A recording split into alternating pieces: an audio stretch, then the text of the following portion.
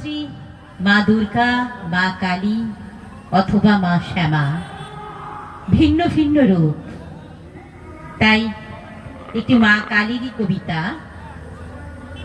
চারণ কবি বৈদ্যনাথের দস্যি মেয়ে, নির্বাচিত অংশ।